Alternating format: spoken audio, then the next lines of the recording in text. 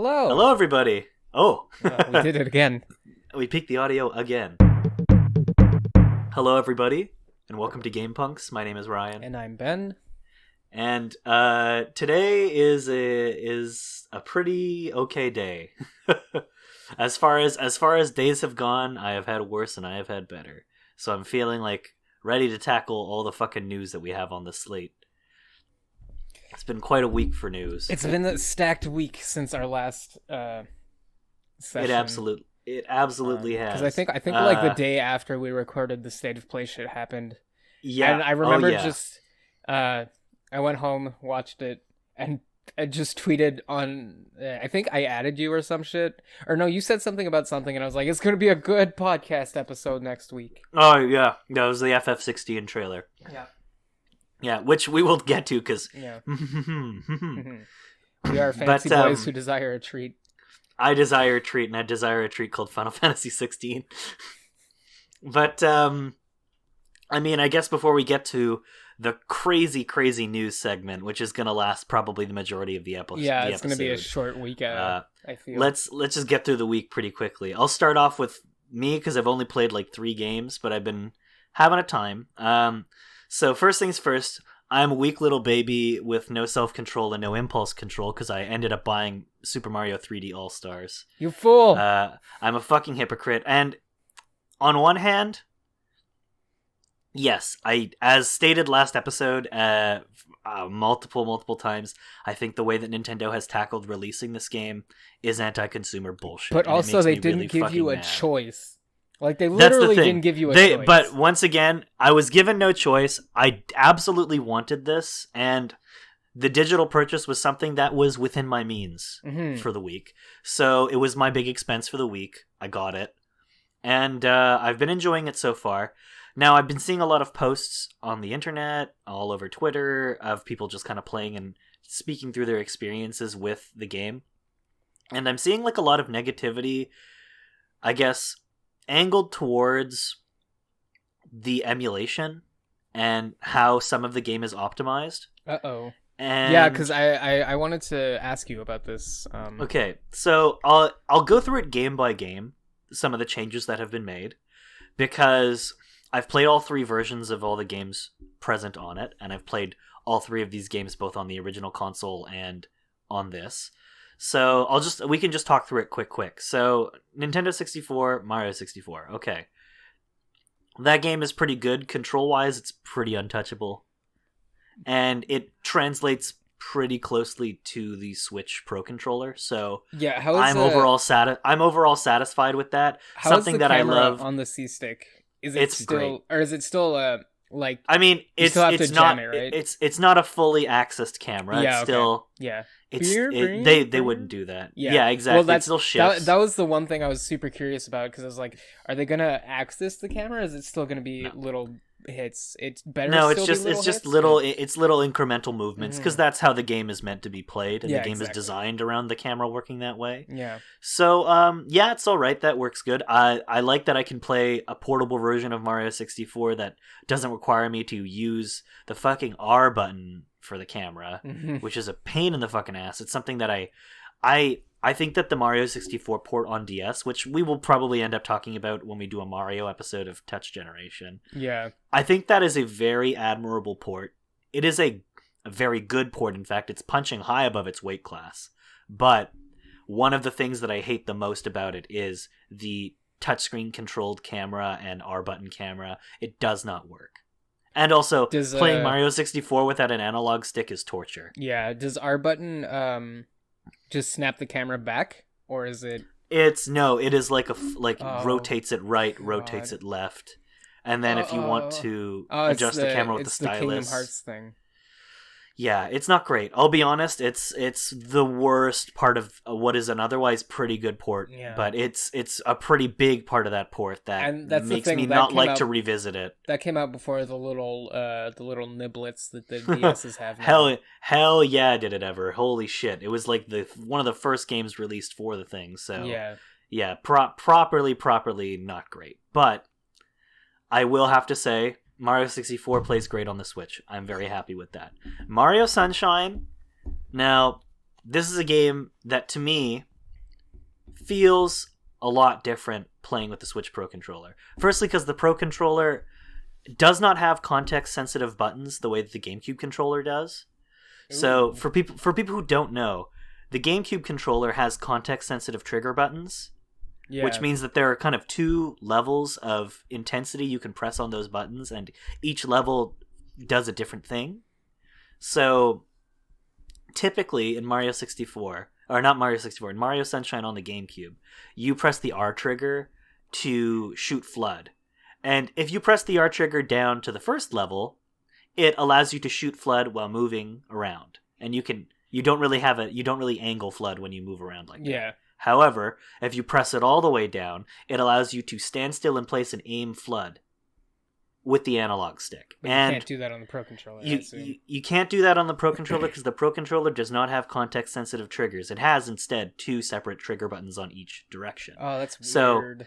So the upper right trigger is like the first level, and the lower right trigger is the second level of the touch. So of the context-sensitive triggers. Mm-hmm. So it is different. It doesn't necessarily work worse. No, that's it. I can imagine you get used to it pretty quick. Yeah, it gets time to get used to. Even I'm still adjusting to it, and I'm like 23 Shine Sprites deep into the game by now. Oh, okay. So I'm doing pretty good. I'm managing with maybe a little bit more difficulty than I usually would have to get through, because I know that game like the back of my hand. So I can, like, maybe that's the one that I'm the most intimately familiar with. I can tell that something feels off. Another thing that people pointed out is that there are like a variety of bugs like related to the optimization of that port of Mario Sunshine. And while I haven't actually noticed any, and for the most part it seemed pretty good so far, I did see a video of somebody using the turbo nozzle attachment for FLUDD underwater. And like the screen does a minor zoom in on Mario's back when you use the turbo nozzle, and if you do it underwater, the zoom in doesn't like it cuts off at the aspect ratio of a CRTV. Oh no! So it doesn't black out the sides of the screen, but it looks a little awkward. I'll be honest. However, with that being said, a lot of people who are kind of complaining about that, I gotta say, this game is built on non-Dolphin emulation technology, and I don't know if anybody knows this, but it is kind of really fucking hard to emulate the GameCube. As someone who's been playing N64 emulators recently with Anthony, boy oh boy, I can only imagine, because the N64 ones are a shit show sometimes. Oh yeah. N64 emulators are tough to begin with. A GameCube emulator, or almost all CD console emulators, to be honest, are not great. They have a tendency to be less optimized because the data works differently than the data from a console that uses cartridges. So I have to give props to Nintendo for finding a way to port all of these 3 games from 3 really different consoles and get them like working all together. Like the proprietary N64 emulator that they had for like say Virtual Console is very good. But as far as proprietary emulators for the GameCube go, they didn't really have that. So now they do, and I gotta say, it works pretty great. So I'm like a big fan of what they were able to do. Like also the fact that they're not using the Dolphin technology, but proprietary emulation technology. I think they put a lot of work into this. It is, once again, at the seams, it does show kind of a bit of, rush. Yeah. Rushed work, but for a thing that is rushed, that is being released in such a kind of egregious manner, it's pretty good. So that's pretty good. And then Galaxy plays completely differently because you're not using the nunchuck and Wii remote. Oh god, yeah, I didn't even think about that either. So the spin attack, which is your main thing that you do in that game, it's like the main thing in Mario's arsenal that you use all the time. You can just perform it by pressing Y, which is wonderful, firstly. But you can also just shake your Pro Controller or whatever nunchuck kind of shaped Joy-Con you're using. And it works like a charm. Otherwise, it's like a perfect game. It's great. It is pretty funny that when you go to the anytime you're doing something that's activated with like the pointer, yeah, you're just kind of hovering the Pro Controller around a little bit. Oh god. Which is really funny. Yeah. And it works well, like for like the pull stars that you use to kind of get across certain levels. Are you noticing? Or for yeah, am I noticing? Yeah, I was gonna say, are you noticing any? Because I mean, I know the Pro Controller doesn't have this problem, so I guess you're not noticing it if you're playing it on the Pro Controller. But drift. God, I mean, my Joy-Con does have Joy-Con drift, so I don't use my Joy-Cons. Does. Exactly. I mean, that was my main issue. Or like when my partner's friend let us borrow the Switch, I tried playing. Well, I mean, I did play Odyssey for a bit, but if the Pro Controller was dead, I was like, bad, I have to wait till the controller charges. Yeah. Or else I'm not dealing with this. Yeah. So I haven't played any of those Mario games portably yet. Yeah. Since I don't have like a great Joy-Con. I'm gonna buy some new Joy-Cons soon. Hopefully they won't drift. But I know there's a way to fix the drift, but I'm way too scared to like dig into my Joy-Con because I don't want to break it. But yeah, the Joy-Con drift is something that it is happening to my Switch, but I don't usually play with my Joy-Cons anyway. I have it hooked up to my television, so I just play with my Pro Controller. Yeah. My television's in my bedroom, so I can just play it on my bed. Fair enough. You know? The other question was going to be, have you noticed any weird technical issues since they are, like, ports? Like, is there any, like I said, apart from, like... The aspect ratio thing. The aspect ratio thing for the turbo nozzle...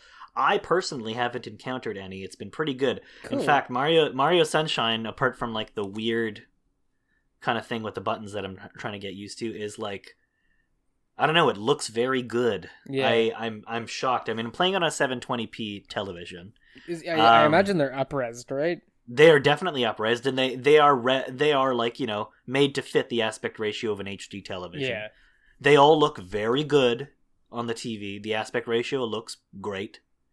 There's not much of a difference for me. I'm finding it pretty good so far. So yeah, that's Mario 3D All Stars. Talked about that a little longer than I wanted to, but it's good. You know, I'm still really kind of pissed off about how Nintendo released it. I think it's really shitty of them because it's just preventing people from accessing these games in an equitable manner. Yeah. So that definitely sucks major ass. But it is, you know, if you have the means, it is a worthwhile investment, I think, because it doesn't take up a lot of space if you want to buy it digitally. It's just 4 gigs. So it's pretty good. For 3 whole full-ass games like that, 4 gigs is very nice. So it's not so bad. I have it digitally, and I'm going to keep it there. But it's definitely very disappointing to see Nintendo continuing their anti-consumer bullshit with this game, especially because it is, like I said, pretty admirable port. They've done a really good job considering everything. So yeah, it's a weird decision. It is. It's definitely it's not even like evil. Sucks. It just doesn't make sense. It doesn't make sense. Anti-consumer shit never makes any sense. Because what it would be evil is like, hey, we're releasing all 3 of these as like. You get half the game and then DLC is the rest of the game or some shit. That would be bullshit. That's which I'm sure was actually pitched in that meeting. I wouldn't be surprised if they pitched it as like maybe a collection. I think that they could have honestly stuck Mario Galaxy 2 on there, and it would have been I was just about to say free Mario Galaxy 2. But because I'd love to get a chance to play that game. But I mean, otherwise, like I said, I've been having a good time. Playing Mario Sunshine is like, it's like a comfort food game for me. Like I said, I know it by the back of my hand, and I'm enjoying myself immensely. So that's pretty fun. Another game I've been playing, revisiting actually, or console almost entirely, I should say, is Dragon Quest VIII on my 3DS. So yes, with the 3DS is post. Yeah, the 3DS is now officially dead, which is, I mean... It's honestly heartbreaking every time. To think about it only being officially dead now is really impressive, because that thing lasted a decade. Yeah. Which is a very long time. And as you know, we do love the DS family of consoles here at GamePunx. The Nintendo DS is has a special place in our hearts. Yeah, it is a special console, and the 3DS if likewise anyone has is a special they want to console. send me. You can DM me on honestly. Twitter. and we can figure something out. Scratch me silly on Twitter if you have a spare DS laying around, because mine broke. Could you spare one, sir? Please? You should try and get a 2DS XL if you can. Oh yeah, no, that's usually what I try to go for. I'm gonna look into it once money is stabilized a bit more, because right they're now, not very expensive right now. They're close to like the low hundreds. Oh, true. Good. Yeah, good, they're good, like good. $150 I was or because less. I like every time this shit happens, I kind of have like a weird, like trauma with like fucking things getting canceled, because I remember what was it, there was one week specifically where I was like, oh, I'm gonna get a Vita. They're like $200 right now. I can get a bunch of games with my next paycheck that is coming in on like whatever, Thursday. Like I don't remember and the like exact day, but let me guess, a week before you were prepared, the Vita was like announced it to was be canceled, dead. and then they jumped back up to like 400 something, and I was like, that fucking sucks. Quite honestly, I like, to the point where I went to like the Best Buy in the Eaton Center because I knew they still had a Vita, like fucking display Section. up. Yeah. No, they had one on display, and I was like, "Do you guys have any Vitas still?" And they're like, "No." I was like, Oh. "What about this one?" And they're like, "We can't sell you that." And I was like, "Sony doesn't remember it's here. Please." So that Vita probably is gonna, it's either still there or is gonna end up in like a fucking garbage bin, because that's how that goes. That sucks. Yeah. That fucking sucks. But yeah, I mean, the 3DS, the good thing about it is like it's like one of the most best-selling consoles of all time. There's a billion of them still floating around, so they're not going to jack up the prices by much if they do. And the DSi store, I mean, look how long Nintendo kept the Wii Shop channel up. That's true. Like, you're going to still have plenty of time to access that, because I turned out my 3DS for the first time in about 2 years. Yeah. And I threw on Dragon Quest VIII, and I just kept playing from where I was, and I'm having a great time because I fucking love that game. It's one of my all-time favorite RPGs. So I'm having a good time playing Dragon Quest VIII on there. And I purchased a game called Attack of the Friday Monsters. Attack of the Friday Monsters? Yeah, it is a level 5 developed game. Ooh. And I mean, level 5 actually are the developers who made, amongst other things, Ni no Kuni and Dragon Quest VIII. Yeah. So they made Professor Layton. They've made tons of great stuff. They do the yokai games. They make Yokai Watch. They make very good RPGs. But yeah, they're the people who actually developed Dragon Quest VIII, which is neat. And it shows, actually. It plays a lot like a level 5 game with the Dragon Quest battle system basically tacked onto it. Mm-hmm. Or I should say Ni no Kuni reminds me a lot of Dragon Quest VIII in how its world map feels. And the scope of it. It's a very big world map. The enemy encounters are on the world map too, so they're not random, which is something that the 3DS game does that the PS2 version of that game does not do. So, yeah, there's a bit of Ni no Kuni DNA in that game. But, it's a great port. And then Attack of the Friday Monsters is... Now, I don't necessarily know how I can describe it. Imagine... like a slice of life sim set in 1970s Japan, but your slice of life shit gets interrupted by giant kaiju fights between like Ultramans and kaijus. Jesus. Yeah, it's really cute. Okay. It's really awesome. I think it's $9 now on the eShop for the 3DS. So I recommend you buy it if you can. It's really, really great. But yeah, I bought Attack of the Friday Monsters, and I played through a little bit of it, and it's just a very fun, relaxing little game, and it's great for me because I love 1970s Japanese tokusatsu television, and that's exactly what it's a tribute to. What? You like tokusatsu? What, me? Who could have ever guessed? And I guess that's a good enough segue to get right into talking about Battle for the Grid. Yes, so, which will volley into my week, I guess. Was it last week? Was it last week or the week before that Lauren came out? I honestly don't remember. I think it was last week. Well, yeah. Whenever it was, they released their new character, the final character for the season 3 pass. No. Oh no, she's not. Third character, 3 of 4. There's a 4th? Yes. Do you know who it is? No. Do you want to know? Yeah. Scorpina. No way. I'm gonna play as Scorpina? 100%. Oh shit. Oh, that's so cool. Yeah, that's basically everyone's Ninja, reaction. I want Ninja Storm Samurai Ranger in there, though.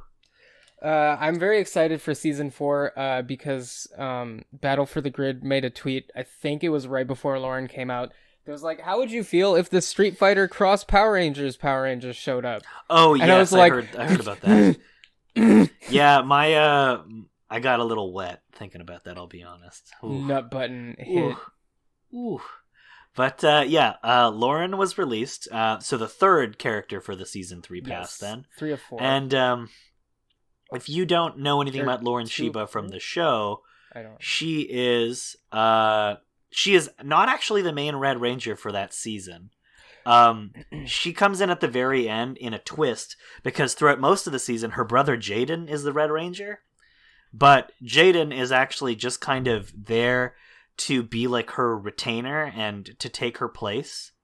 And then when she finally shows up at the end, after like all these episodes where Jaden is the Red leader, the Red Ranger and leader of the team, she is like, she can't get along with the rest of the team. And so she gives the powers back to Jaden in the end. Mm-hmm. But she is like kind of the first female Red Ranger to not be like an antagonist in the series. And so she is kind of that in the sense of that being a milestone. She's the first Red Ranger in the series to be a girl that wasn't an antagonist. Because there is an antagonistic female Red Ranger in Power Rangers SPD. True. And she's not even really like a real Ranger. She's just like... She's an enemy character that they fight from the Alpha team of SPD. Mm-hmm. But her name is Charlie, and she's like the first female Red Ranger technically. But I feel like she barely counts because she's a fucking antagonist who isn't really a Power Ranger because she's evil. Yeah, she just exactly. And like their costumes are literally the Power Rangers in space costumes with like the Black Ranger repainted as green, and then they add some SWAT shit to them. They look really funnily bad. They're some of the worst like makeshift Evil Ranger costumes they've ever had in the series. Not quite as bad as the ones from Power Rangers the first season, which are if I remember what the Shadow Ranger costumes looked like, they were like fucking spandex spandex with like face holes cut into like a lycra mask. Yeah, it was really bad. But it's quite good playing as Lauren. She's super fun. Her mix-ups are nuts. They're kind of insane because her light and heavy attacks have like insane amount of speed 50-50. And utility. And like if you can react quick enough, you're good on that 50-50 because like most of the time it will mix up depending on where it hits from. It's like like her light and heavy in air is fucking such a good tool, and the fact that you can dash. That her dash momentum stays in the jump is also incredible. Nuts. Like she just flies around the screen. Her crouching light attack is also great for like destabilizing an enemy. Oh yeah, and I'm pretty sure it's OTG. I can't remember. I haven't played it since she came out actually, which is my B. But I might do that tonight when I stream. She is so fun. Anyway, all of this is to say, Lauren is now my favorite character in the game. Because she suits my playstyle really, really well. And my regular team now for playing online is Lauren, Jason, and Kat. Mm-hmm. Which is a great team to have because it prepares me to fight heavy enemies. Yeah. Because like Kat and Jason can do only so well against a heavy, but Lauren is perfect for heavies. Because she's so much quicker and her range is spectacular. So I've been having a good time playing Lauren. I started playing some ranked online matches throughout the week, and I made it from level 8 all the way to level 25 in about 3 days, which is pretty good. This morning I was playing, and I had a string of victories, 4 victories out of 5 matches, which is pretty good. And the 5th match was like a level 100 guy coming and wiping the floor with me. Bodied. So yeah, that humbled me pretty greatly after I was riding pretty high on my 4 victories. If you want good shit, I'll link you to some stuff after, but I need to shout out Aria Mikado on Twitter. She does combo videos for Battle for the Grid and like a bunch of like when River City Girls came out, she was doing Infinites Oh, and okay. River City Girls and like Cool. Streets of Rage 4. She helped me. Well, she didn't help me directly, but like she posted combo videos that have helped me directly with my RJ gameplay, and she's most recently obviously beating the shit out of everyone with Lauren, and Oh yeah. she's got some pretty crazy loops that The fun thing about playing as Lauren right now is that very few players kind of know what to do against her. yeah. So and I've beaten other Laurens with my Lauren, so I know that I'm playing Lauren better than some other players are. I mean, Lauren's weird because she's not a charge character, but she is a charge character because her moves are like hold back and then hit the button, then do forward and then like go. She has negative edge moves, which are always super weird to me. Because I can't wrap my brain around it. So like Lauren's a super weird character to me. I like her a lot, and I'm gonna try to put in time to get really good with her. But I can't say that she's my favorite right now. I'd say RJ is probably still my favorite. RJ or Jen are my top two. Jen is pretty fun to play as, I gotta say. And yeah. I fought a lot of people whose teams were like Jen, Gia, and Jason. Yeah, Jason and that's Jen a is a really good combo 3-person team matchup because as well. For Jason, at least you can tag Jason in when you do Jen's standing special, which like pulls the character in, so it'll hit like 5 times and then you can launch them in the air. Like you've got crazy loops that you can do with that shit. Yeah, it's nuts. This game's nuts. Yeah, Battle for the Grid is really good. I love how new character comes out. I finally got into a fighting game. Yeah, I love how new character comes out. New character is busted as shit and is like the funnest character. I feel like the best thing about Lauren is Udana that she's not impenetrable, and she's kind of easy to dispatch if you know what you're doing. But you have to be really, really precise because her range is nuts, and getting out of the way of her heavy is really difficult. Because just her primary heavy is fucking crazy. Mm-hmm. But she is really, really great. I love playing as her, and yeah, I've made her a mainstay of my team. She is now my main, I suppose. But I've been having a really good time with Lauren so far. So yeah, hopefully that continues on. But I'm definitely gonna keep hitting up those ranked matches because I've been doing good. I've been having a great time. And I'm finally like I'm feeling it, like I'm really feeling it. I feel like I'm really into a fighting game. Yeah. Finally, after so many years of trying desperately to get into Street Fighter, investing time into getting good at playing Street Fighter. Yeah. I don't know. I mean, the gameplay in Street Fighter 2 is totally different from Battle for the Grid, so it might have just been like your gameplay. Yeah, no, style, I guess so because I've always liked playing MVC. Yeah. So maybe this is why this game kind of appeals to me. But I love playing MVC whenever I could get at the cab, I'd always play the MVC2 cab. Yeah. That was super fun. Best cab. It's a great cab. Holy fuck.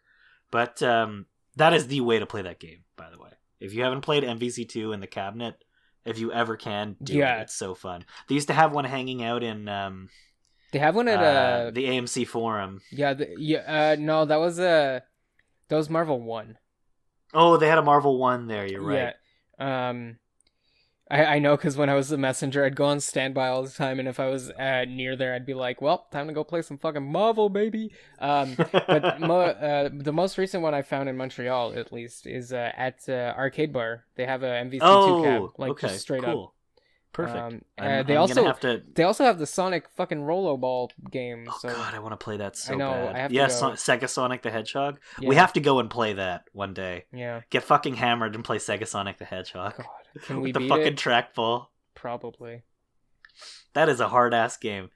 And Sonic is already kind of an arcadey platformer, so I can't even imagine what putting it in an isometric perspective with a trackball will do to it. It's so goofy. It's such a goofy idea. I can't wait to touch it. Yeah, it's ridiculous. But no, that's going to be super fun. But yeah, I mean, that was my week. It's a pretty solid gaming week for me, I think. And I'm probably going to head back into Battle for the Grid, and I'm going to play some more Mario Sunshine. And then I also, if I can, I'm going to see if I can buy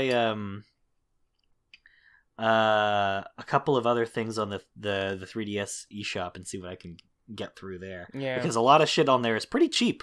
I forgot how cheap a lot of the Virtual Console stuff is on there. Oh yeah, it's Pokemon like Crystal $2-3 for sometimes. $14 is pretty good. Yeah. Pokemon Crystal for $14 is about the price you would pay for the actual physical game card. I think I paid like $5 for Alpha 2. Yeah, that's pretty good. So yeah, I'm excited for that, and I do have a bunch of great games on there already. I mean, I can already play Earthbound portably, which is very fun. Yeah. But yeah, so I'm gonna hit up my 3DS again at some point soon. But yeah, what about you? How was your week? Well, I mean, I labbed Lauren. I think it was last Tuesday she came out actually, because I think I believe it was after we were done recording. Yeah, You went. I was and like, played I'm gonna go bit. play. Super fun, good Power Rangers, Battlefield Grid shit. Like I said, weird that she's negative edge. It's kind of against my nature in characters, but I'm gonna try to figure it out. What else did I play? I didn't. What else did I play? Oh, I think I played the demo for Pumpkin Jack, which is a medieval-like kind of. So it's like a action platformer, adventure, action adventure, very clearly inspired by medieval. But I think I saw a little bit of that stream. That's you're playing as like a jack-o'-lantern man. Yeah, right? yeah, it's very fun and charming. Fucking Jack the Pumpkin. Very King excited for that game to come out. I think I'm gonna include it in my October Spookathon. Ogie's Revenge ass. Yeah. So that was fun. That's pretty awesome. The gameplay, like the only gripe I really had was with the demo was that some of the text boxes as you're playing don't stay up long enough, and I'm a slow reader, so like I got through like half the sentence and it would go away, and I'd be like, oh, that's a little disappointing. Probably not super important, but I would like to know. But I mean, that's a problem with a video game sometimes. It's just kind of like, anyway.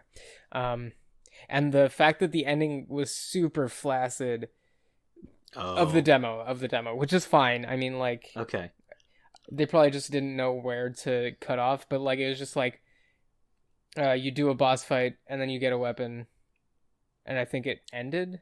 And then you can't use the weapon. Yeah, it was just kind of like that. Okay, that's a little disappointing. And it wasn't even like coming out on this date, pre-order now, blah blah blah. It just threw you back to the main menu, and I was like, wait, what happened? Okay, that was weird.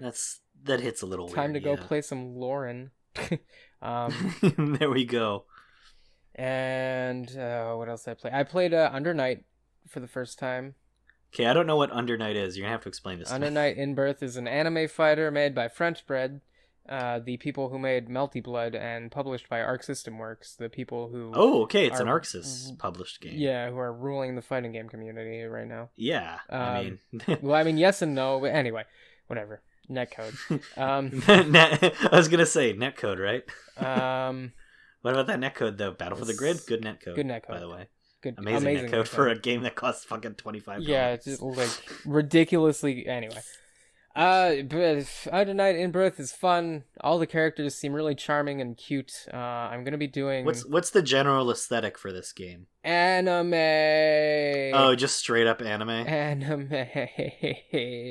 There's the character I'm really good with right now, who is Merkava. He's literally just a Neon Genesis Evangelion reference. I'm into it. Okay, so it's like characters who are tributes to particular genres of anime? Sort of, or like weird tropes. Like there's one, like she looks like a idol, but she has giant metal fists. I'm into it. That sounds very good. And it's just like ridiculous anime characters. Like I only played the one night so far, so I'm not familiar with the whole cast or like anything. But it's all really fun. The gameplay is like solid as hell, super fun. And the characters are all cute and charming. So more on that probably, because I think I'm going to throw that in my rotation of games that I stream. Other than that, me and Anthony have been on a Alien bit. Oh, okay. So, have you been playing Isolation? We have been playing Isolation. We watched Alien 1. Okay. I don't remember it. I remember watching it a bunch with my dad when I was younger, but too young to understand anything, so it didn't really stick with me except like a couple of scenes. And then the other time I watched it, I was super far from sober. You can just say you were blasted. Yeah, it was It was memorable, but I not don't exactly, know what was not happening. exactly cognitive. Yes, it was memorable, Or but cognizant. I don't remember what. Too many drugs. I was on too many drugs. And then, and so we watched that. You're not on enough drugs. And that was a very good movie. Yeah, it's an interesting experience. I love that movie. I think Alien 1 might be in my favorite 10 movies of all time. That's a perfectly great choice. Yes. I honestly think it's one of Ridley Scott's best movies. I think Ridley Scott is a man with an extremely mixed quality filmography. Yeah. But Alien 1 I think is in my top 3 Ridley Scotts for sure. Yeah. My favorite Ridley Scott movie is Blade Runner, but yeah, that's a like pretty much directly underneath Blade Runner.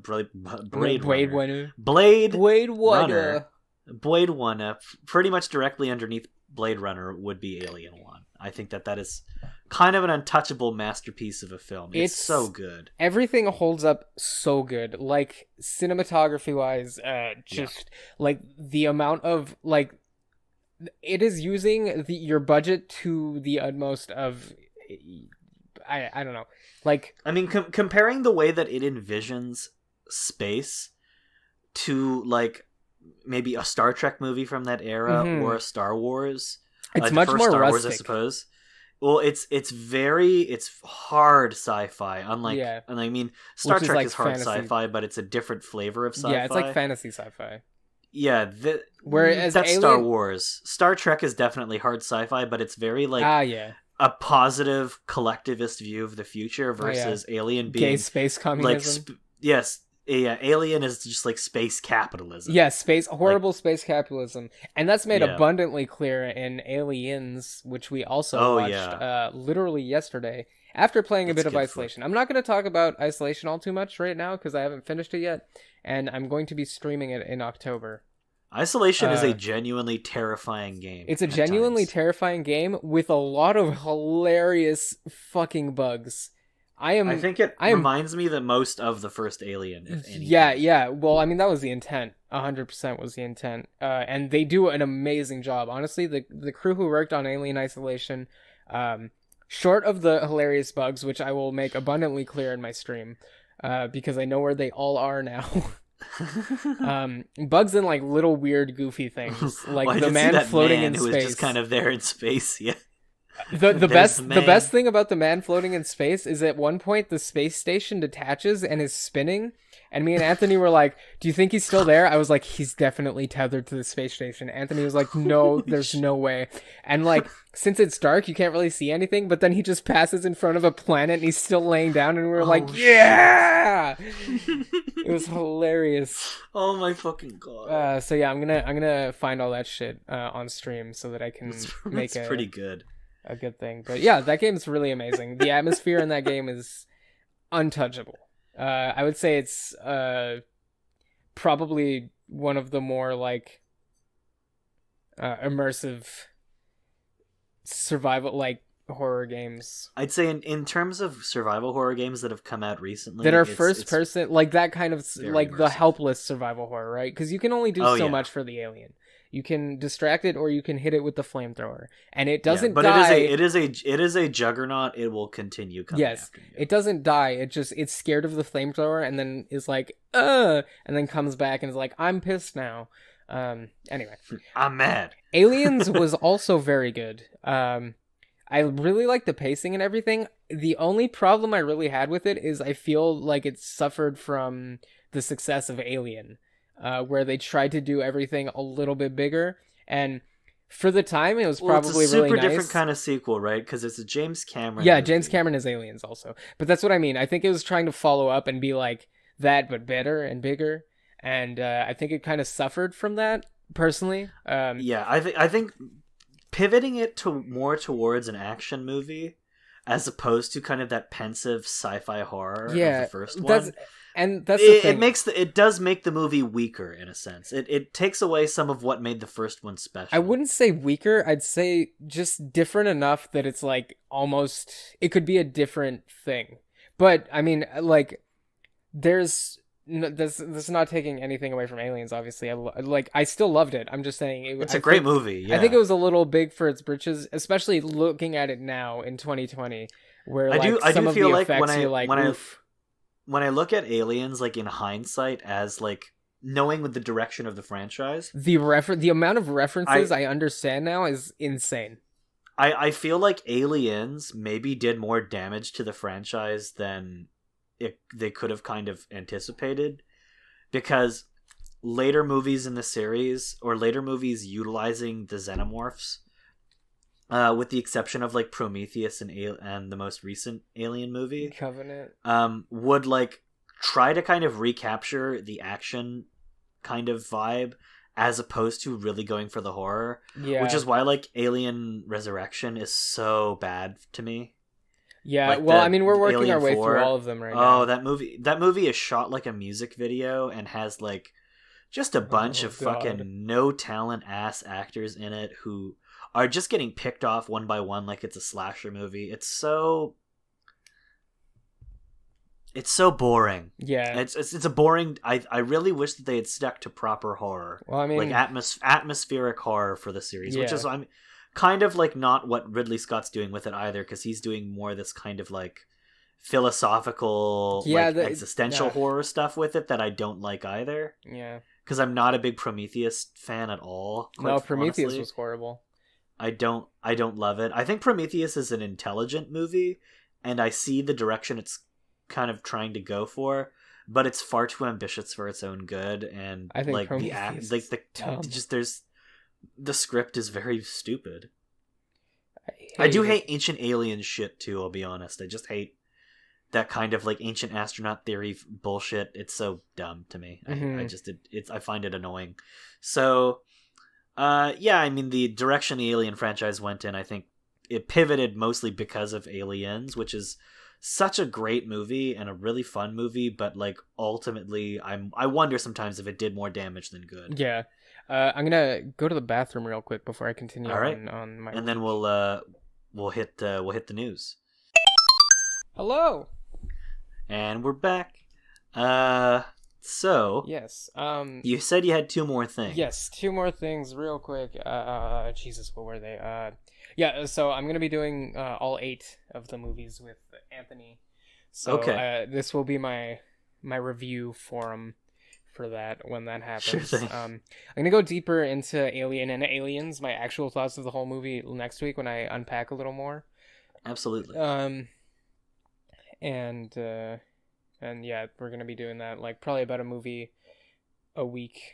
So okay, that sounds good. It'll be an 8. When we get to Alien Resurrection, let's talk, because I fucking hate that movie. You'll see what I mean when I say it's shot like a music video. I hate how that movie looks. I hate it, because that's my favorite thing to pick apart in movies is the cinematography and the editing. It like I actually kind of like Paul W.S. Anderson movies because of how stupid they are, but I don't want my Alien movie to look like a Paul W.S. Anderson movie. I can't wait for that Monster Hunter movie. We got to go see that. Or yeah, I mean, if there's a way to somehow see it, we'll stream it. Anyway. That does look like a lot of fun. It looks like so stupid. I can't believe that they stuck modern military people into it. And that's a pretty good segue. Yeah.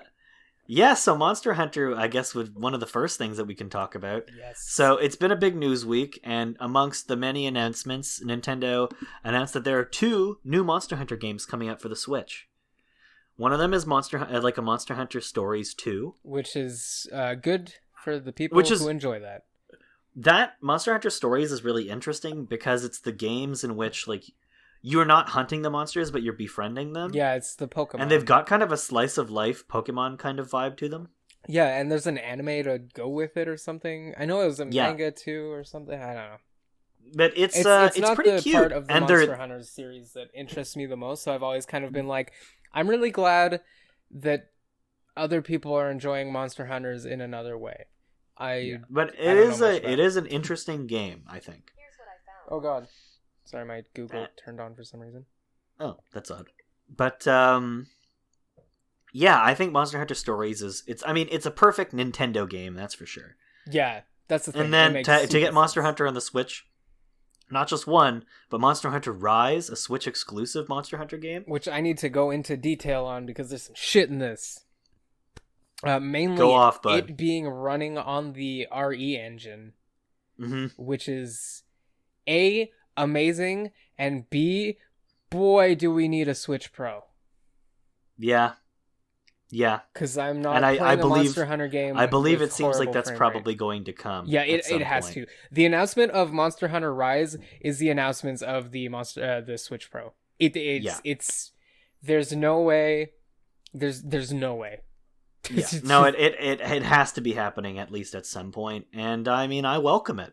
Quite honestly, I welcome our new Switch overlords. That would be great. I mean, that's the version I'm gonna get for sure. Because Rise is a very, very impressive looking title. The fact that they have a Monster Hunter game running on the RE engine is a blessing. Honestly, that also tells me that running that on the RE engine, what can you run on the Switch? Right? Yeah. Wait. I mean, what did you say? What could you also possibly run on the Switch if this game is running on the RE engine? So many things. Yeah, exactly. The potential is like limitless now because that engine is really powerful and a bunch of great games make use of it. And it's super good. I mean, that's the problem. Like the World Engine, which is the Monster Hunter World Engine, is not good at all. I don't like it at all. The RE engine is amazing.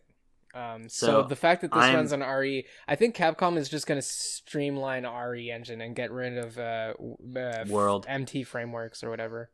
Yeah, I think so too. It seems like the good direction to go. Yes. So yeah, Monster Hunter news is pretty good this week. If you're a Monster Hunter fan, you were now. Fed. You have been fed. You get a dog. If you're annoyed by the Palcos and you are like, I wish there was another animal. You get a Palamute. You can get a dog. It's called a Palamute. Yeah. I like the Palicos because I'm a cat person, but I do like the idea of a Palamute. Well, guess what? You can have both. Or you can have two Palamutes. Maybe I will have both. Maybe I'll have two Palicos just to spite the Palamute people. I love the Palicos. But I love the idea. Another great thing coming out for the Switch is Simu Morangi Generation. So if you're not familiar with this is Jet Set Radio meets Pokemon Snap is how I would pitch it. But it's a game that's been out on digital platforms for a while. But it's finally getting a Switch release. And it's also getting some DLC to go along with this release. But if you have not heard of Simu Morangi, it's, a game where you're going around this low poly city. Kind of a futuristic, East Asian city. And taking photos of all these different kind of scenes that are kind of set up all around, and the game is primarily about capturing an aesthetic. Mm-hmm. How do you how do you spell really that real quick? Because I need to look at screen caps. Sim Umurangi Rang Generation. All right, perfect. Yeah, like Rangi Rangi. Simu Morangi Generation. But yeah, this is a game that I've kind of been hyped up out for a while that I really wanted to get, but I was worried my stupid computer wouldn't be able to run it. So I've been holding it for a Switch port, and lo and behold, here it comes. It's got a great soundtrack by Adolf Nomura, who, if you don't know him, makes videos under the name Thor High Heels on YouTube. This game is like, if you know anything about Thor High Heels, this game looks like a thing he would involve himself in. Oh my god, I need to directly get this within right his now. tastes. Yeah. I also watched Thor High Heels. Yes. His videos are great. He makes amazing, amazing videos. But the aesthetic of this game, if that suits you, this is like the aesthetic of his videos. Amazing. And the music he makes for his videos sounds like the music in this game. Fuck Cyberpunk 2077, we got this. This looks honestly way better. It's stylized. It looks so much cooler it's super and stylish. And I appreciate it. So much more stylish. I cannot agree to that statement, but it is stylized and very nice. Very, very pretty game. So I'm excited to play Simu Morangi Generation. I love the idea of a photography sim set in like a futuristic low poly East Asian metropolis. It's just a cool idea. Some other interesting news this week. This is of interest regarding some stuff that we've recently spoken about on the podcast, but Future Club, a new worker-owned studio, has formed out of the collapse of the people behind Skullgirls. Lab Zero, not everyone behind Lab, just Lab Zero. But Lab Everyone Zero, who was fired by Mike Z went and got a real basically job. made their own studio. It is now worker owned. It's called Future Club, and firstly, this is a great stride because worker owned studio co-ops are not a thing. So, it's not a thing that happens often. No, unless Lab you're a Zero small was supposed supposed to be that, but then Mike Z was a shit. We're gonna have a bonus round dedicated to Lab Zero. What do we call that? The fucking Mike Z post-mortem? We'll call it. I'll think of a clever name. I promise. But so Future Club, wish them all the luck in the world. Thank fuck they don't have to work for Mike anymore. I'm very glad they all got together. I really hope everyone's doing okay. And they did the right thing. And I can't wait to see what comes it... out of that studio. Honestly, if there's an indie studio to watch right now, and there's obviously a couple, but personally I'm going to be keeping my eye on that one, obviously. Especially if they're doing anything fighting game wise. If they're not. Well, I mean, if they've already proven they can make good RPGs, so this is definitely going to be interesting. But we wish them all the luck in the world, and good luck, comrades. You guys are fucking worker owned. That's dope as hell. Y'all did it. So that's pretty exciting. Another funny. This I just kind of put in the show notes because I thought it was funny.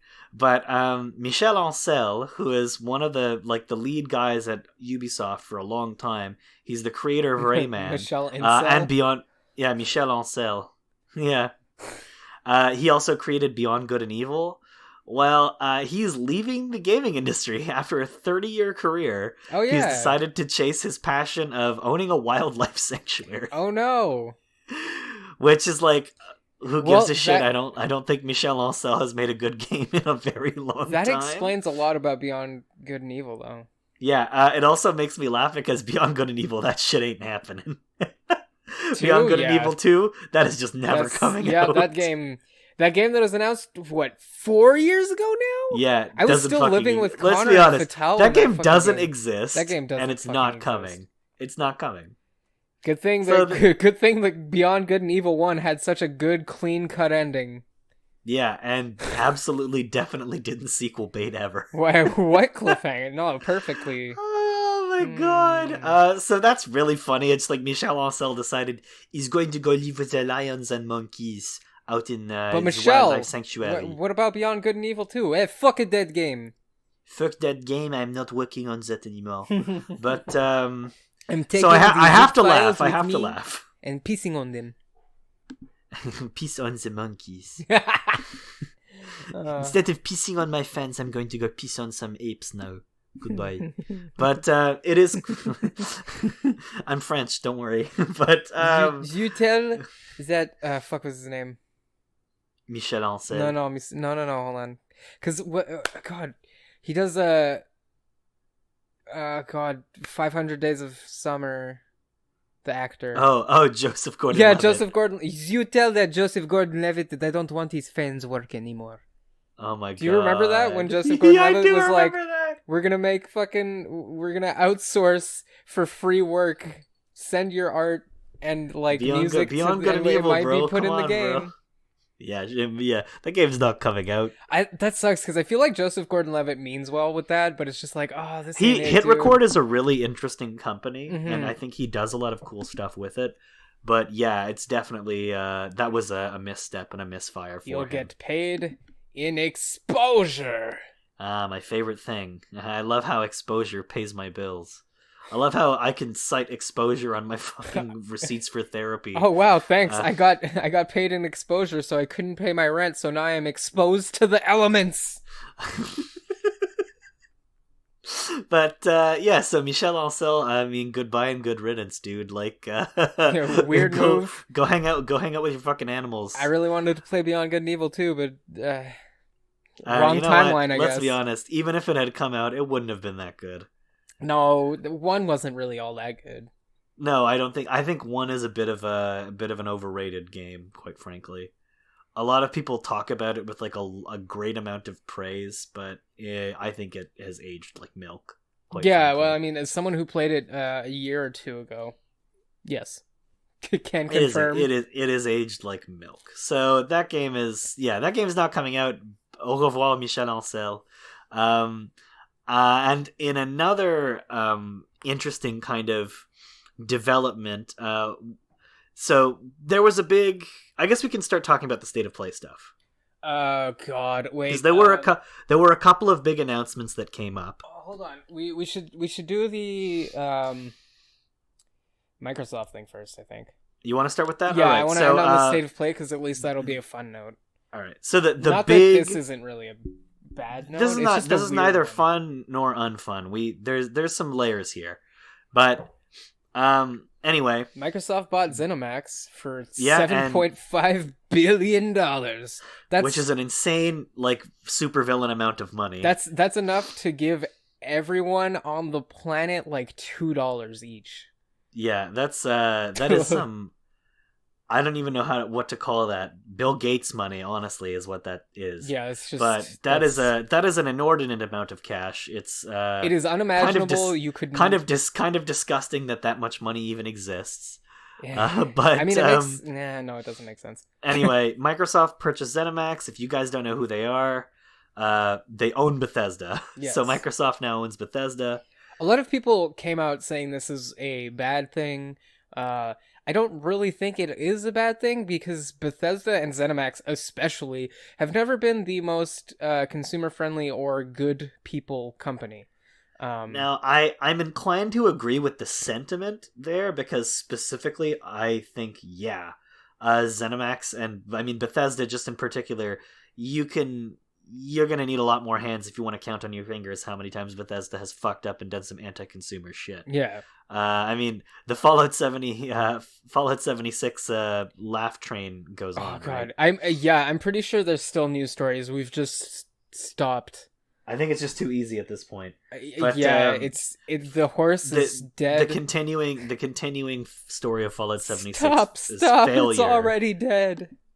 Pretty much. I think the last one we talked about was when they reignited actual class war inside the game. Oh my God! Yeah. That shit was hilarious. I still can't. That's God. funny as fuck. Anyway. But anyway, so yeah, Microsoft has purchased Bethesda. The interesting thing about this is that there are a bunch of timed exclusives that Bethesda has been working on for other consoles, and Microsoft will now be releasing. Is chill with. So Microsoft has now will now have released games on the PS5. I want there to be a Microsoft logo on the box of like Deathloop, and whatever else. It's definitely going to be interesting. It's but it also makes sense because there was also what was it? I think I don't know if we talked about it in depth or if I just talked to you about it. I don't remember. Anyway, there was like I think about a year and a half ago or so, Sony partnered with Microsoft. They did. Like they didn't buy, like obviously they didn't buy or anything, but they were like, oh yeah, no, we're good, we're buds.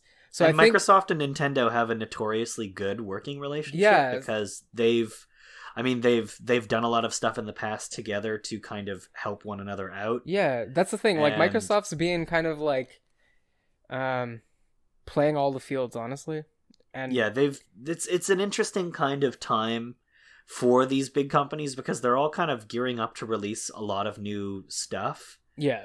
But the antagonism and the enmity, while it seems like there's a bit of a minor console war brewing between the Xbox Series X and the PS5, it seems a lot less present than back in the day with the 360 and the PS3, where they were just really at each other's where throats. The Wii wasn't even competing. Let's be real.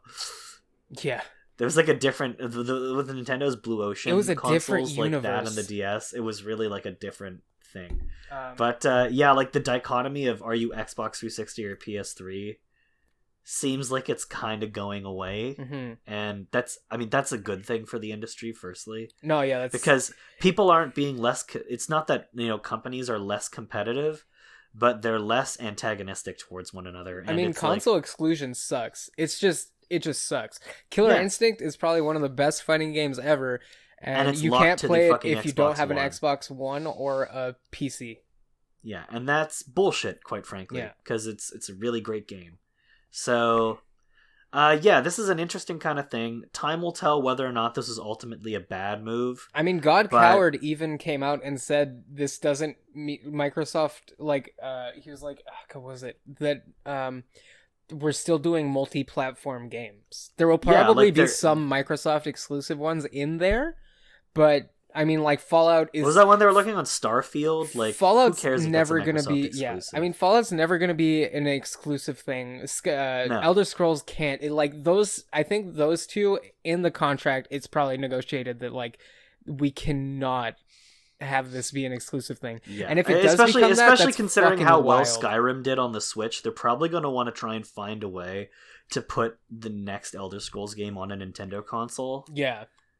Same thing with Fallout. Like, I'm thinking they're probably going to try and stick Fallout 5. I think they need to give Fallout a good like 5-year break. Well, I mean, honestly, yeah, I think I think what they're going to need to do is let Obsidian Software, who are now comically also owned by Microsoft. Company, okay, a partner company owned by Microsoft. Castle Super Beast pointed this out, and it's something that I've been saying for like 3 years, and it's just every console cycle, Microsoft, right before the console launches, okay, right before quotation marks, but like once the hype is starting to build, just buys a goddamn fucking big name studio, and that's supposed to be the big pull.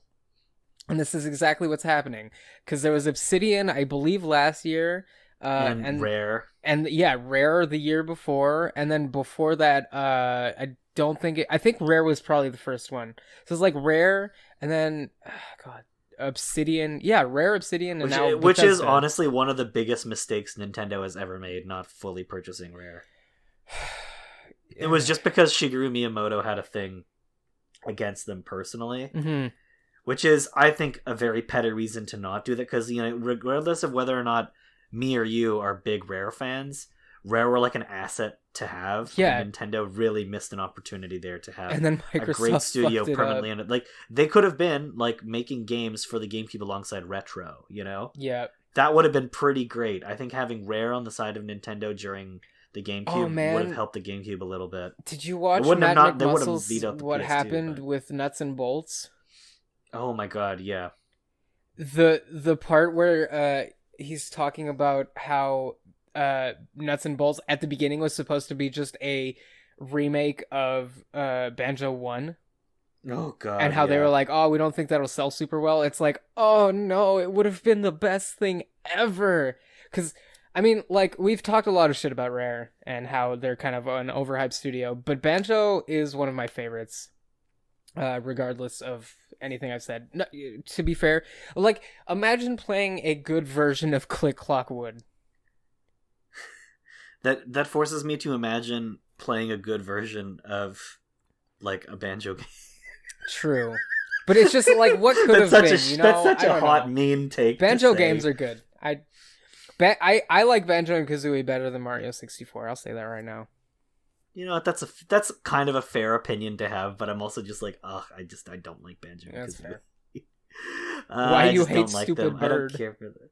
I don't like Stupid Bird Bear game. I love it. But anyway, so that's interesting that happened, and once again, time will only tell whether or not Microsoft kind of inching closer towards a monopoly is good or not. Yeah, but, the what was it? Monopolies are never really that. I think it was great. when Phil Spencer was still there. Was it Phil Spencer?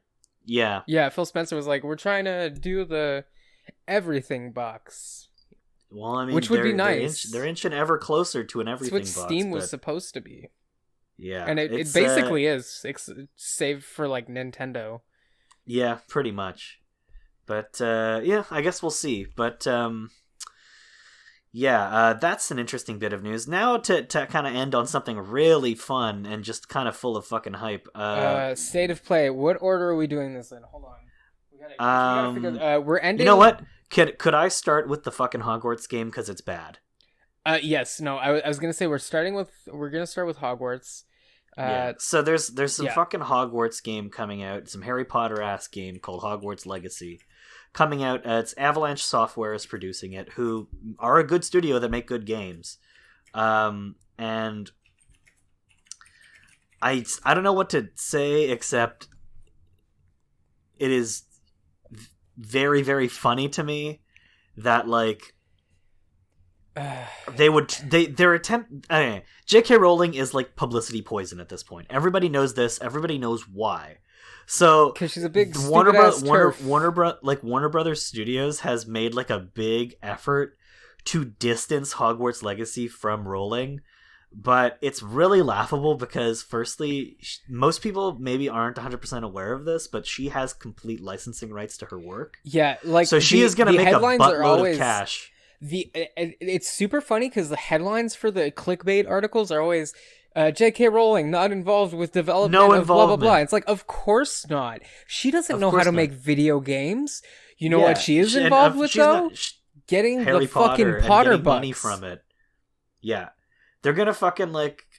And she's making like that abracadabra dollar. I mean, that's the thing though too. With all those articles, it's hilarious because it's always mentioned at some point, like, although she will probably still profit from it, she's not directly touching it. It's like, wow, that means any transphobia in the game will actually be from the actual developer and not J.K. Rowling. Also, it means jack shit because she's still making money, and you know what she uses that money for? To fucking sit comfortably in her fucking castle while using her massive platform and wealth to antagonize transgender people on the internet. And write an entire story about... wrote an entire ass book about a fucking serial killer who is a man that disguises himself as a woman. So, this fucking sucks, bro. And you know, it's not even like interesting in the way that Psycho is. Yeah. Fuck J.K. Rowling, fuck transphobia, and you know, I'm pirate not gonna the say game. Fuck the people working at Avalanche Software, but fuck this game. No, pirate it. Just pirate it. I want to play it. This game looks great. I'm not gonna lie. This game looks amazing. I am so sad that it's attached to fucking J.K. Rowling. It looks like the exact kind of thing I would have wanted to play 5 years ago. Yeah. But now I'm honestly so burnt out on Harry Potter as like a franchise, on a lot of like just the weird racist shit in the series. Oh yeah, with the air quotes banker elves. Yeah, banking goblins who look like anti-Semitic caricatures and. Like the one Asian character in the one East Asian character in the book being named Cho Chang. Yeah, like, and also dying or some shit. No, she doesn't die, but her entire narrative is centered around. Oh no, that was like, in Beasts and whatever. Fantastic Beasts. Yeah, the one female character dying. Who's the one female character of color dying. Also, the way that movie treats a Jewish character really bad. Fantastic Beasts sucks big time, but J.K. Rowling sucks. Harry Potter kind of sucks, I'll be honest, and boycott this game or pirate it, but don't purchase it legally and spend your money elsewhere. Don't give J.K. Rowling your money. If y'all want, I'll be streaming a pirated version of the game. You can give me the money you would give to J.K. Rowling instead. Yeah, and we can use it to buy more games. Yes, better games, but. We can use it to. For sure. I don't know. I'm gonna. You know what? It's fine. Use it to buy groceries because we need to eat. Yeah, we're poor. But so that's the one negative thing from the state of play that I have to say. But moving forward, I guess the big reveal that people were maybe anticipating but maybe not 100% expecting. Final Fantasy 16. And we're going back to the roots, baby! Yeah, it's a console exclusive for the PS5, unlike 15, which was on the Xbox. Hard fantasy. It's, going right back to a high fantasy setting. Which is great, because honestly, FF15, as great as it looks and as all the good things I've heard, just looks like a weird mix of the two, and I'm like, to the point where it's boring. I think 15, one of the biggest problems with it is that it is kind of a directionless mess. Mm-hmm. Like it has a lot of great small ideas being pulled in different directions at once, and it doesn't make a coherent whole for me. It doesn't gel together well. But Final Fantasy 16, on the other hand, already looks like it's doing the right thing. It's the hitting back to the high fantasy setting, which is something that really they haven't really done since Final Fantasy 12, I guess. Yeah. But even 12 is kind of a steampunky, industrial or post-industrial, kind of medieval society, Whereas 16 looks like properly medieval for the first time in a very long time. I think maybe since Final Fantasy V. Yeah. Well, this is the first time it's ever felt like they've done a proper fantasy setting since 5. You know what my favorite thing about this game was, though? What? Is Yoshida actually leading up to this? Yes. In every interview, they'd be like, "So, is there a single player Final Fantasy thing coming soon or something? Anything?" And Yoshida would always be like, "I am not directing a Final Fantasy single player experience." I'm not. Why? I promise. It's funny. It's because he's not directing it. He's producing it. Yeah, I'm not. Because the question was always like, "Are you involved with a single player Final Fantasy?" He's like, "I am not directing." And he's like, "I am not directing a single play." Yeah, and then it's just like, "Oh, it's because you're producer." Cool. If you know anything about Yoshida, he's the guy who basically saved Final Fantasy XIV, which he didn't basically save it. He did save it. Well, he saved Final Fantasy XIV, which kind of inadvertently saved the franchise. Yeah. And yeah, he made it one of the best online games of all time. So from its like just disastrous, especially recently, first year. Like, yeah, and it is a game that gets better with every update. There's a Nier tie-in, added anything, and the only problem with the Nier tie-in is that I have to grind the fuck. Like, I've been battling it because there is the Nier tie-in, right? And I obviously want to play the Nier tie-in because it's fucking Yoko Taro, and it's canon, and I don't have a fucking choice. And it's canon. This is, as a Yoko Taro stan, this is what I've chosen with my life. Everything's canon, and it sucks, and I just have to, And I'm like, do I want to play it, or am I just gonna watch, like, Pat play it on fucking YouTube? I think you want to play it. Maybe. But the amount of time to get there is actually fucked up. Oh yeah. So the 16 looks really interesting to me for a number of reasons. Primarily, once again, because it's going back to the medieval setting. But narrative-wise, it seems like it's doing kind of like a Final Fantasy IX thing, or maybe even a Final Fantasy VIII thing, where like the Eidolons or Espers or whatever you want to call them, the summon monsters, are playing a huge major part in the story. Well, that's the thing, because you're a summoner, but you're also alone and a beefy sword boy. Yeah, it looks like summons are going to be tied to individuals, kind of like how they were in Final Fantasy XIII with the l'Cie. Mm-hmm. And how they're kind of each attuned to a particular summon monster. Yeah. But this is the thing about the gameplay that I saw too is there's not really a party. Yeah, it doesn't. At least we've only seen a little bit of footage we've so seen far, very but little. From what we've seen, and from it what does we've seem seen, like it's a single player action RPG. Yeah, from what we've seen, also it's very early too. Like the battle system seems really, really cool because it's being designed by the battle system designer from DMC5 and Dragon's Dogma. Square poached the battle designers, which makes this kind of look like Dragon's Dogma Final Fantasy. Yes, that's it. About a year ago, really Square acquired the Capcom battle designer. I guess they went over and they're like, "Hey, how much you making?" I'm guessing he's advising. You want to make more? There's no release date yet, right? Yeah, so the game is still in active development, and it probably won't be for another while that we see more. Yeah. But it's definitely an exciting prospect, and just the fact that the battle system looks so fun, looks like a great character action game with, I'm guessing there will be RPG elements to it to make it fully feel like a Final Fantasy game. Yeah. But it definitely looks like a more satisfying battle system than 15's, which is just kind of like an elaboration on the Kingdom Hearts system, but Kingdom Hearts' battle system works for Kingdom Hearts. It doesn't really work for Final Fantasy. You know? That's kind of my take on that. So, I like that this is kind of squarely bringing it forward. Squarely. Hee bringing kind of the franchise forward in a way that I think will get a lot of people to play the way that maybe even 7 did, and how 7 simplified the battle system. Like, simplifying the battle system down to making it a character action game is going to make this very accessible.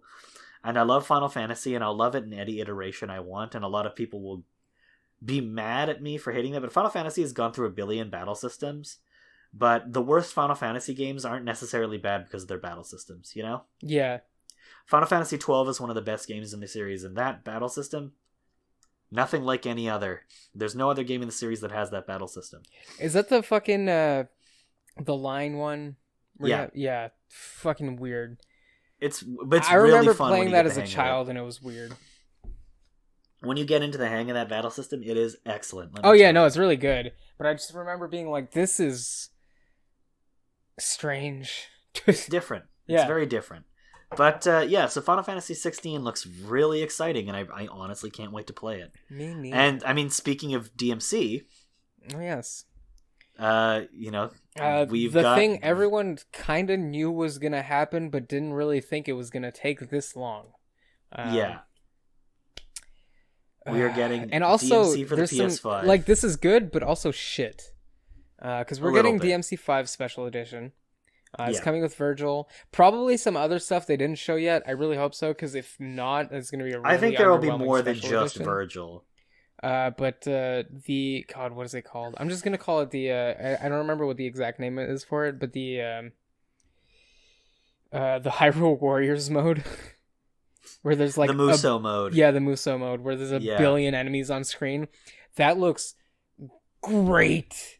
The idea of a DMC Muso not having been done before is kind of nuts to me. Like that. I mean, doesn't exist. I think that mode exists in another game. No, but the fact that there hasn't been like a dedicated DMC themed Muso game yet. Yeah, but the thing about the Muso games exist. is that the Muso games usually enemies that just kind of stand there. I mean, like, they're not really a threat. The enemies in DMC games are actual threats. I mean, but that's the difference between a Muso game and DMC. But a DMC themed Muso game has different rules. I guess, maybe. At any rate, it'd be very interesting to see them do that. But it's looks just like because a lot the of data. fun. I don't think the data would register, because a lot of enemies are doing a lot of moves, and if you get like an actual DMC Muso game, it would either have to be like horribly easy enemies, or it would run at like 2 frames per second, 2 frames a minute. But DMC 5 Special Edition does look like a pretty great prospect. Especially for the people who maybe haven't yet purchased DMC 5. Yes, definitely for the people who have not yet purchased DMC 5. This will probably be the way to play the game. For the people who have already purchased DMC 5, it'll be another purchase. It might be around the same price as release, which is fine. But if you played DMC on the computer, you can go fuck yourself. You're kind of shit out of luck. You can go fuck yourself. You're not going to be enjoying. We'll give you Virgil as a DLC, Virgil but you don't get Special DLC, Edition. Why? You're not going to be getting all that Muso stuff. Yeah. You know why? You want to know the funny thing? Why? Fuck the PC. It's because DMC 5 Special Edition is being optimized for next-gen consoles. And it's like, oh, next-gen consoles? You mean like the ray tracing thing that computers have had for like a year and a half now? And can already do. You can't put that on the computer? It is a little bit ass backwards that they're not doing that. It's straight up a lie. It's just a lie. It's bullshit.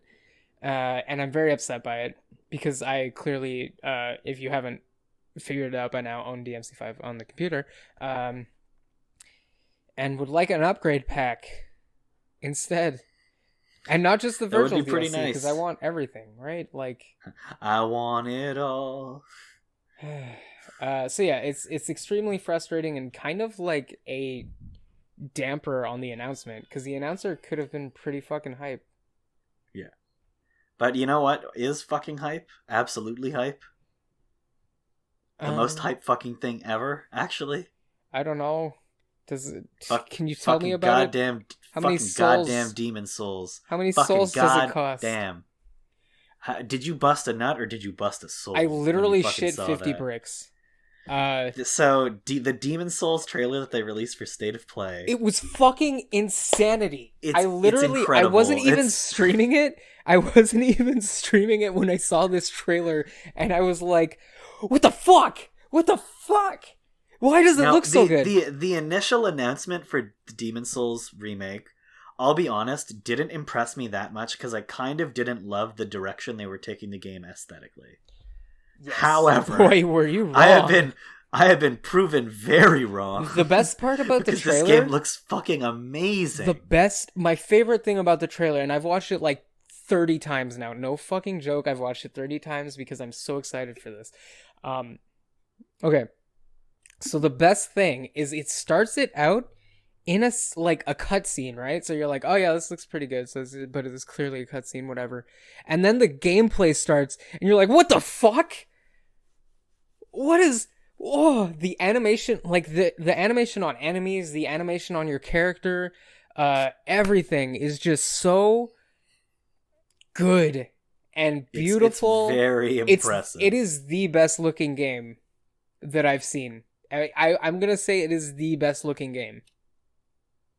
I honestly, yeah. I mean, especially compared to the other games at State of Play, which like Final Fantasy 16, it's hyped because it's Final Fantasy, but its visuals are okay. They're okay. And like the trailer looked it still looks early. Also, Final Fantasy 16. It looked like FF14. But this shit, Blue Point is fucking. Ooh. They are honestly on some next level shit with this. They are fucking killing it. Fucking incredible with this. They're killing it so hard that the Castle Super Beast guys said it actually pretty well. They're like, I'm worried for FromSoft. After this releases, because if Elden Ring doesn't look this good and has all the jank that FromSoft games actually usually has, yes, it will look like shit in comparison. But I'm just like, I was floored by it. And as somebody who is not even like I'm not a big Souls fan. I've only ever played a little bit of Dark Souls. I'm not a big Souls fan. I've never played Demon Souls. I've never played Sekiro. I've never played Bloodborne, even though I probably should, because I know I'd probably like it. Oh, yeah. The only reason I haven't played Bloodborne is because it's not on PC and I don't own a PS4. But it would probably be my favorite FromSoft game.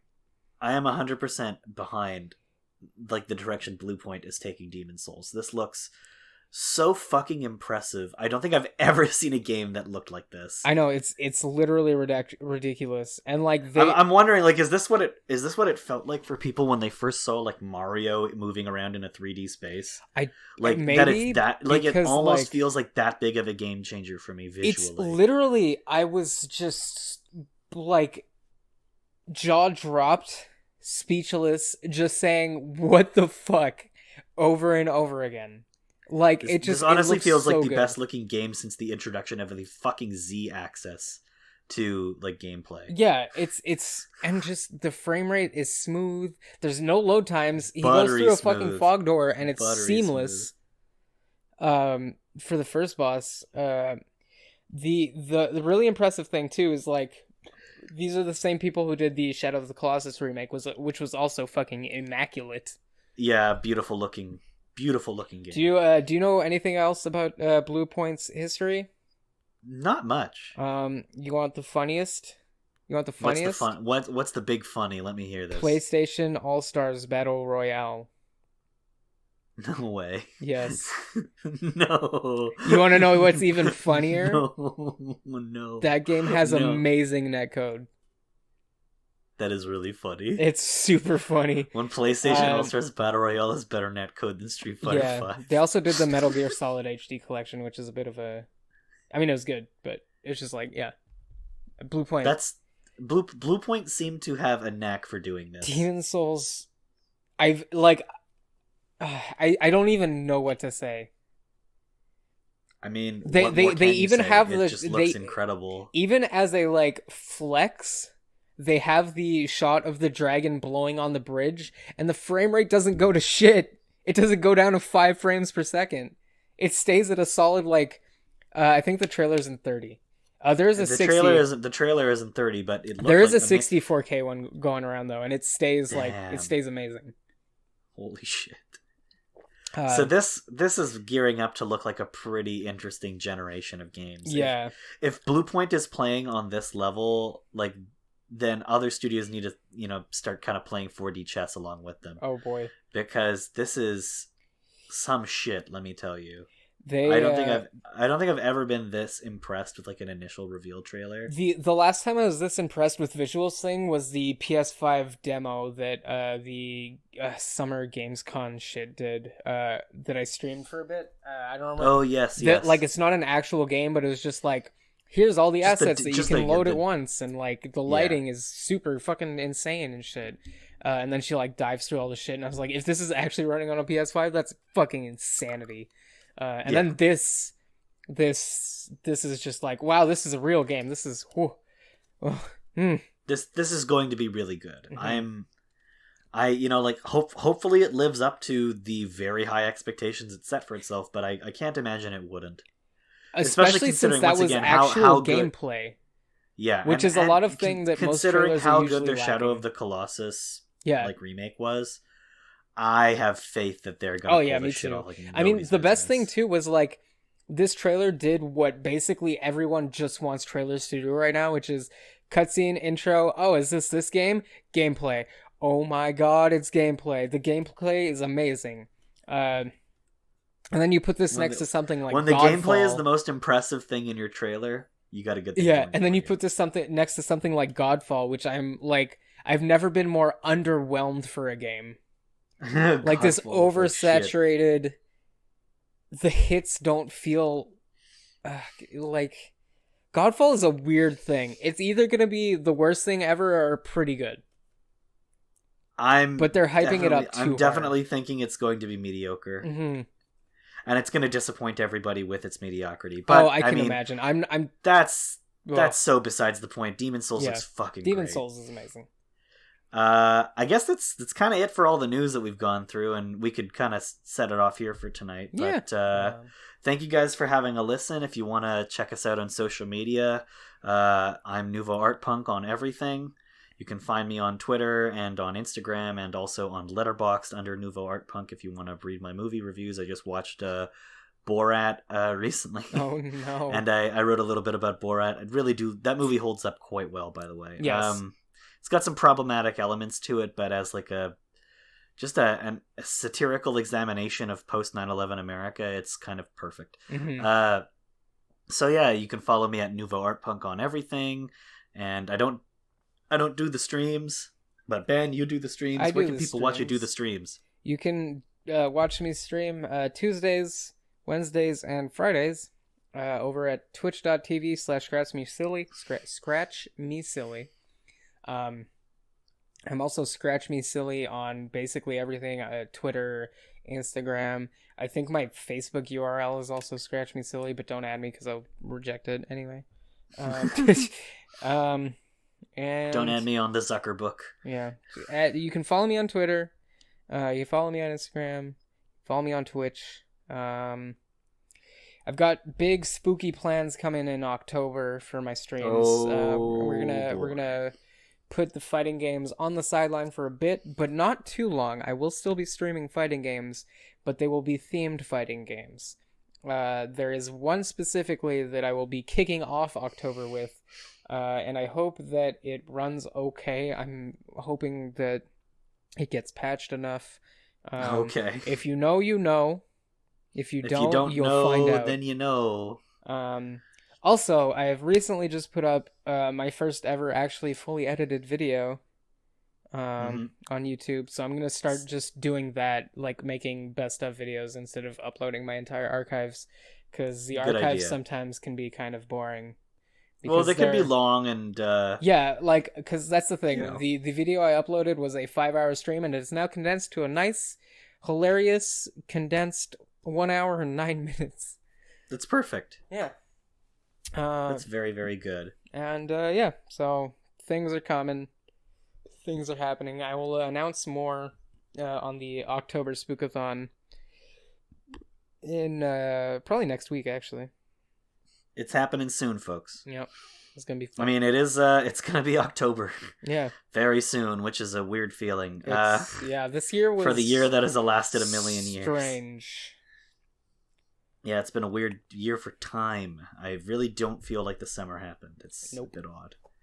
But, anyway, thank you everybody for listening. Have yourselves a good rest of whatever time it is. And, thank you very much. Boycott the fucking Hogwarts game. Yeah. Pirate Some fucking it. bullshit. Pirate that just shit. Steal it and take a selfie of you illegally downloading it and send it to J.K. Rowling. Yeah, and with say, like a trans "Fuck you, flag TERF." next to you. Fuck you, turf. There we go. You like wave a trans flag as you pirate the game. Yeah. But anyway, thank you guys very much. Have a good whatever time it is.